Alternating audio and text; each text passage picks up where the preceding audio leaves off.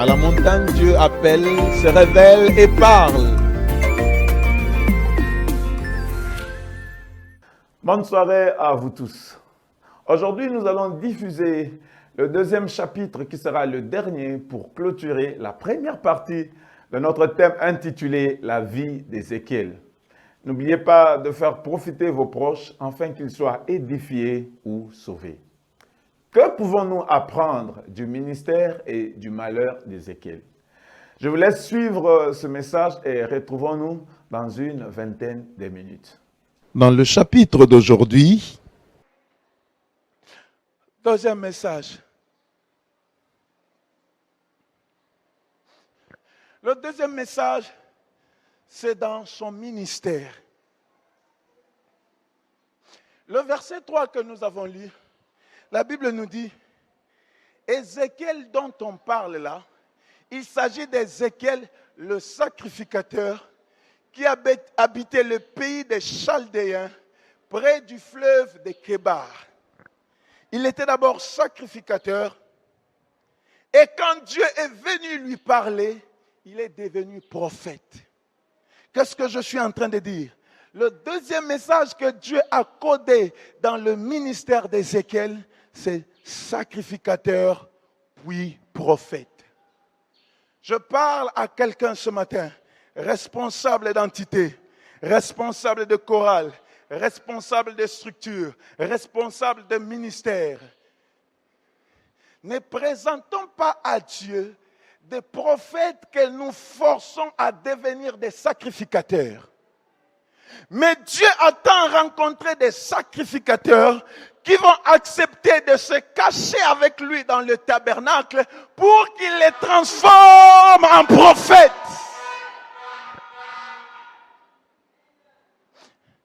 Je suis en train de te dire ceci. Si tu n'as pas la vie des sacrifices, si tu ne sais pas te sacrifier, la voix que tu vas entendre, la parole que tu vas communiquer aux gens, ça sera une inspiration diabolique. Écoutez, la seule différence entre le sacrificateur et le reste du peuple, c'est que le sacrificateur traversait le rideau pour entrer dans la tente. Et en traversant, il se cachait. Le prophète, lui, allait vers le peuple. Et en allant, il s'exposait. Donc quand on parle du sacrificateur, on voit le secret. Quand on parle du prophète, on voit la visibilité. Qu'est-ce que je suis en train de dire? Beaucoup veulent être prophètes visibles sans avoir été sacrificateurs cachés. Écoutez, le pasteur Jean-Marie Lufika nous a dit que quand il est arrivé à l'église La Borne, il servait déjà le Seigneur. Mais quand il est arrivé, le feu pasteur Jacques Vernon l'a fait asseoir dans le banc pendant 7 ans. Ce n'était pas 7 mois, 7 ans pour vérifier le sacrifice en lui. Je suis en train de dire ceci. Dans les assemblées, nous faisons des gens des prophètes, non pas parce qu'ils ont été sacrificateurs, mais pour que les gens ne fouillent pas. Comme conséquence, une fois qu'il n'est plus diacre, une fois qu'il n'est plus moniteur de l'écodim, une fois qu'il n'est plus chantre, il quitte l'église.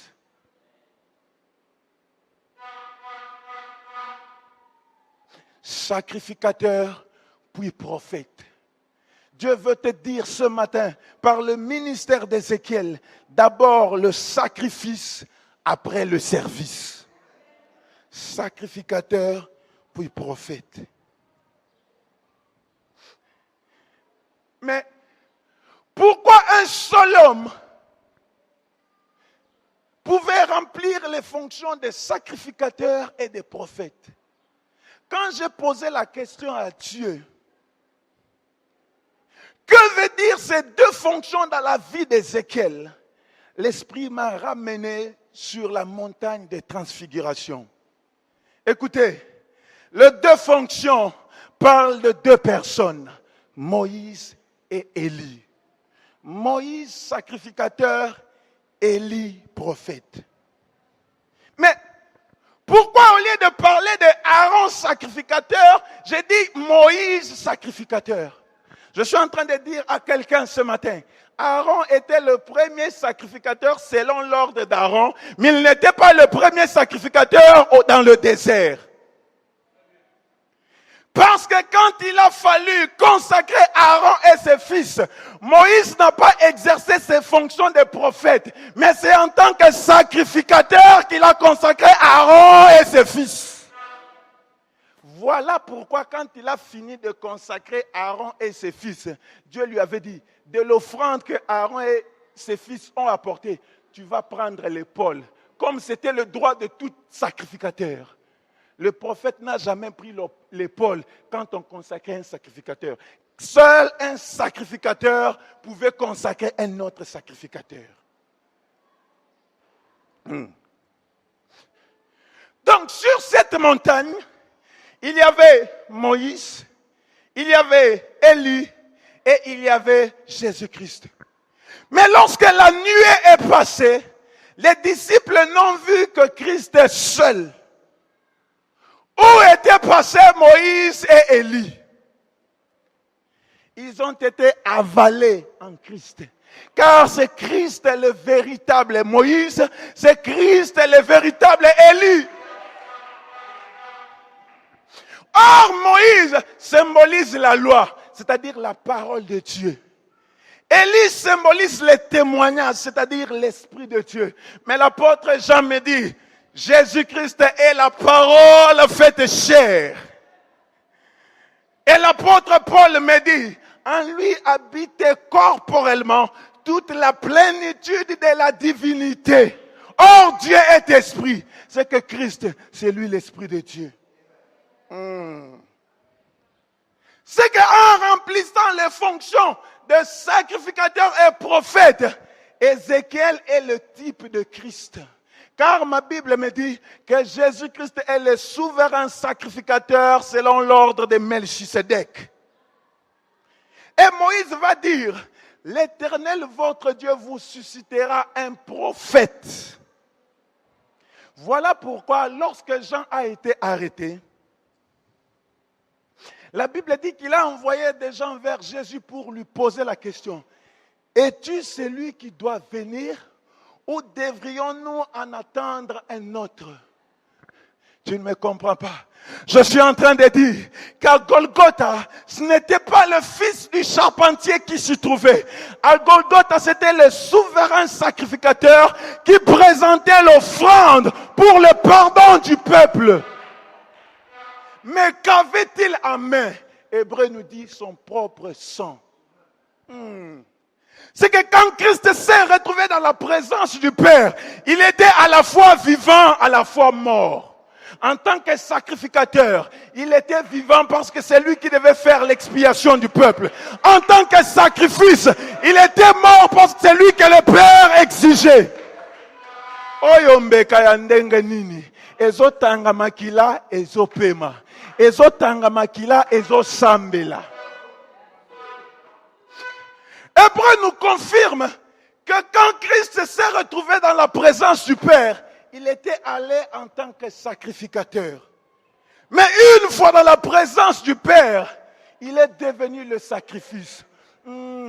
C'est que le lieu très saint, c'est le véritable mont Morija. Car la Bible dit, sur le mont Morija, Isaac était allé pour offrir. Mais arrivé au sommet de la montagne, Isaac s'est retrouvé sur l'autel. Je suis en train de dire à quelqu'un ce matin que celui qui était à Golgotha n'était pas le fils de Marie. Celui qui était à Golgotha, c'était le véritable prophète qui devait déclarer que tout est accompli. Oh yo, Eza Jali 19. Eza cours musicalité. Troisième message. Le troisième message, c'est dans son malheur. Le chapitre 24, le verset 18, la Bible dit, j'avais parlé au peuple le matin et ma femme mourut le soir. Bien-aimé, voyez-moi cet homme d'Ézéchiel. Cet homme qui, même en exil, a continué à mener une vie de sacrifice et de service à Dieu. Mais regardez, le jour où Dieu vient lui parler de la chute de Jérusalem, plus précisément, de la destruction du temple de Jérusalem, c'est le jour que sa femme va mourir. C'est que la femme d'Ézéchiel est le type du temple de Jérusalem.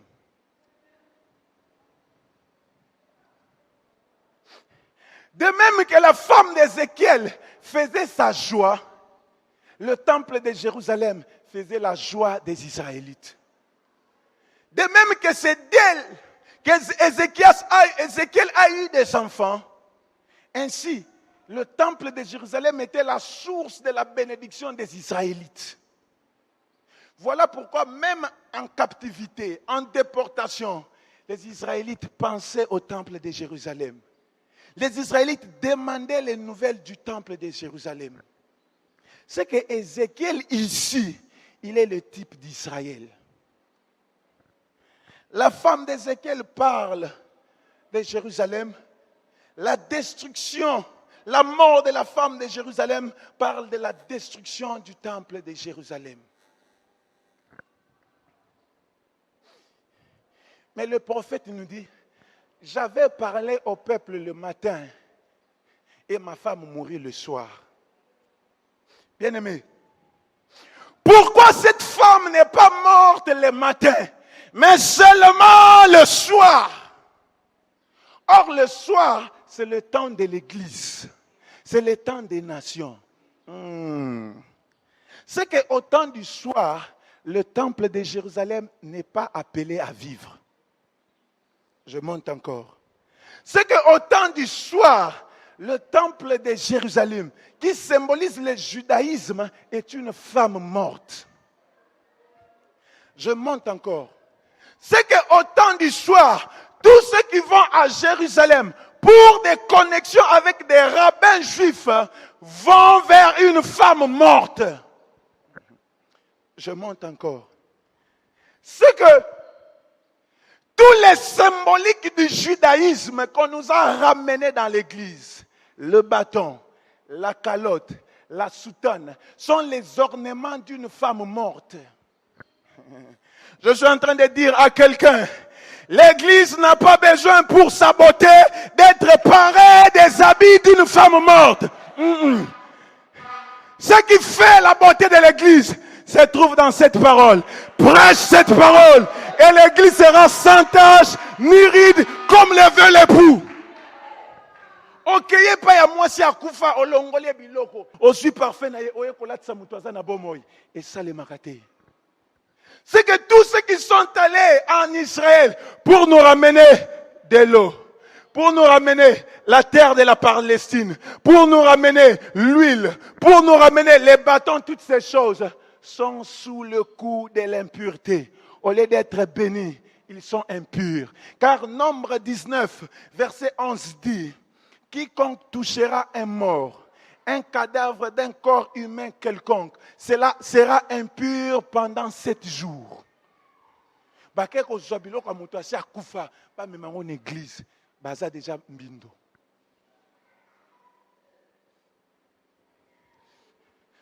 Écoutez, pour que Esther devienne reine, il fallait que Vachi disparaisse. Et cette femme qui est le type du temple de Jérusalem, du judaïsme, est morte le soir. Parce qu'au temps du soir, c'est le temps de l'église. J'ai une bonne nouvelle pour quelqu'un ce matin. Tu n'as pas besoin d'aller à Jérusalem pour être béni. Si tu veux être béni, fais-toi membre du corps du Christ. Et toutes les bénédictions d'Abraham s'accompliront sur toi.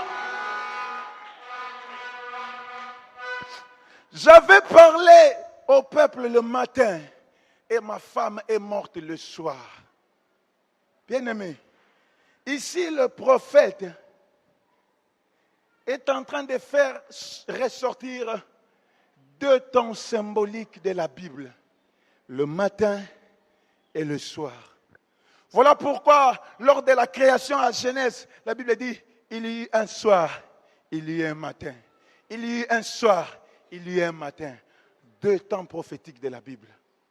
Je veux te dire ce matin que toute la Bible de Genèse à l'Apocalypse ne fait qu'un seul jour.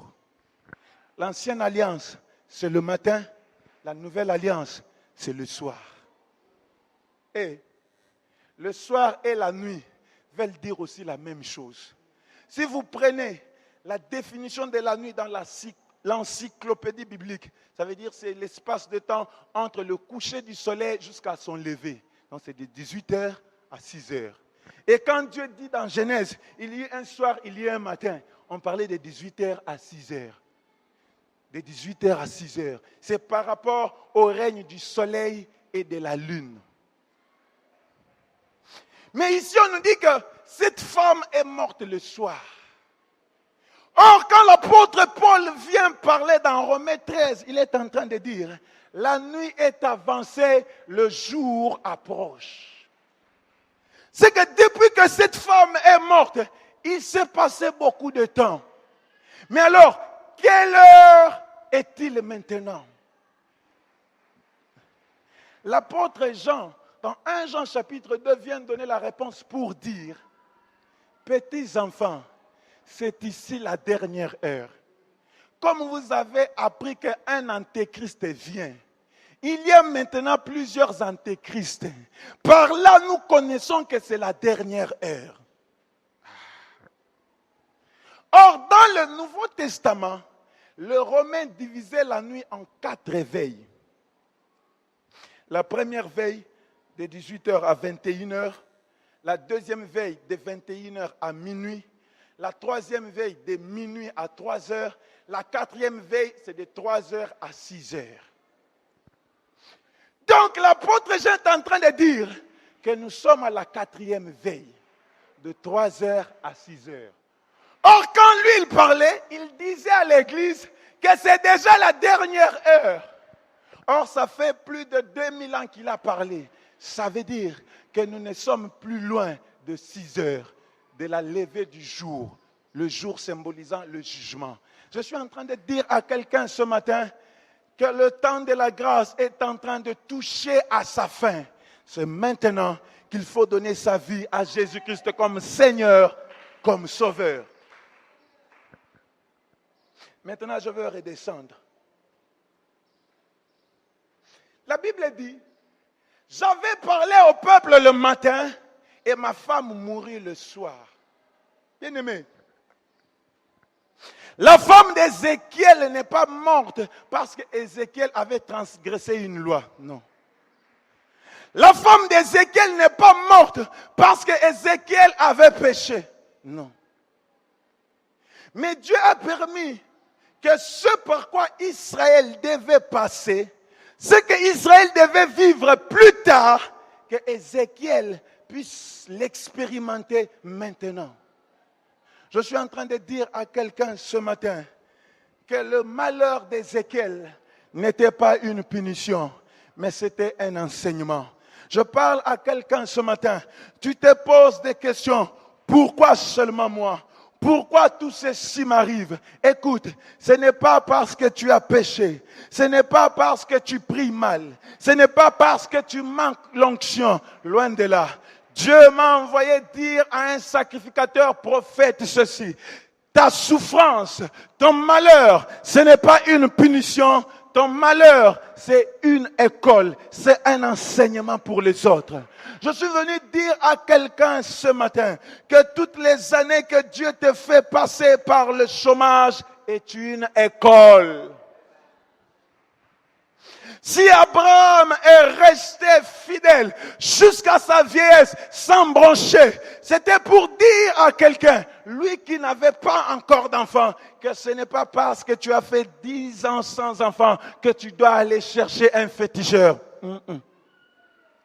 Si Anne est restée attachée à Dieu, allant au temple, malgré qu'elle n'avait pas d'enfant, malgré que Pénina ne cessait de la mortifier. C'est pour dire à quelqu'un que rien ne peut te séparer de l'amour de Christ, ni la nudité, ni les anges, ni les choses dans le ciel, ni les choses sur la terre. Rien ne peut te séparer de l'amour de Jésus-Christ.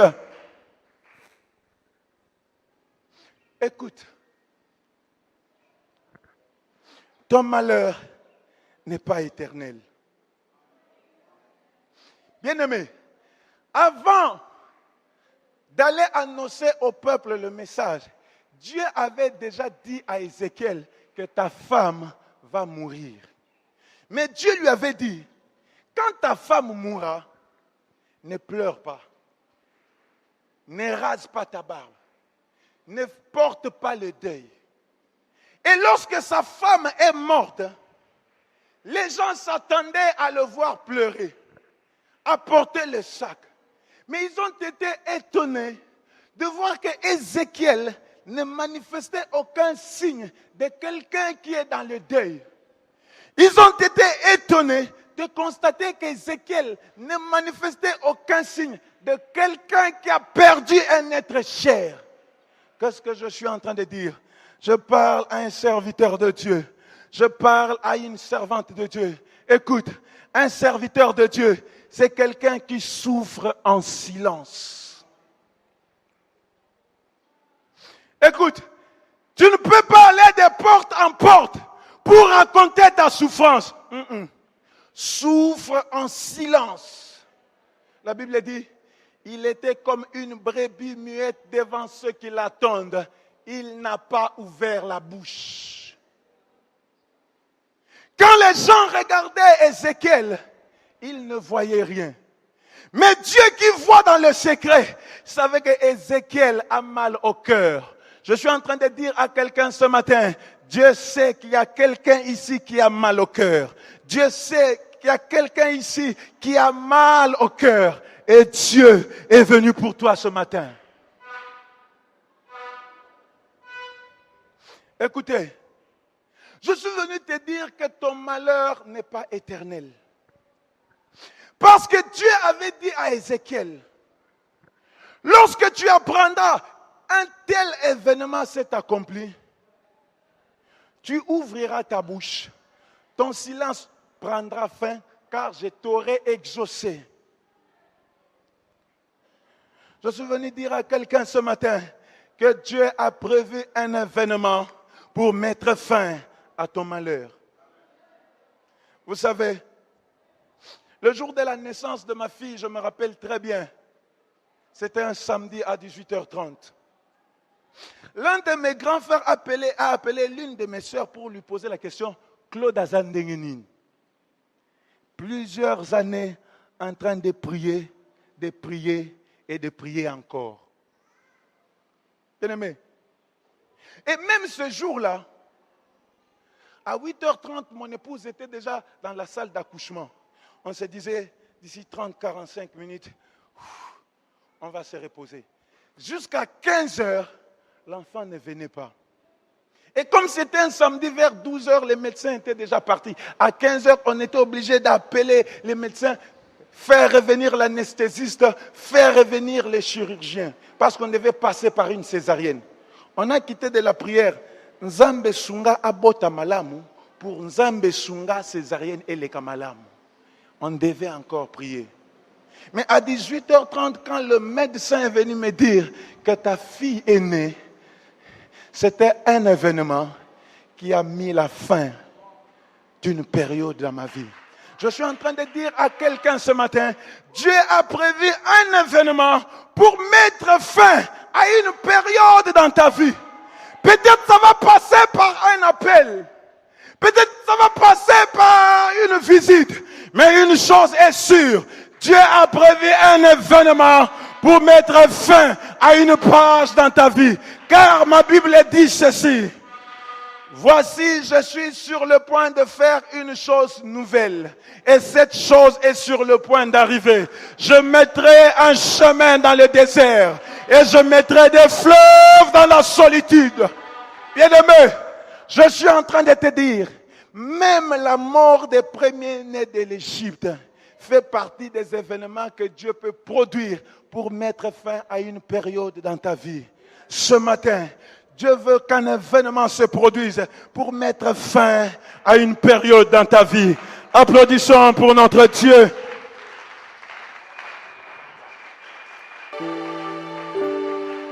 Bienvenue à ceux qui nous rejoignent pour la suite de notre émission.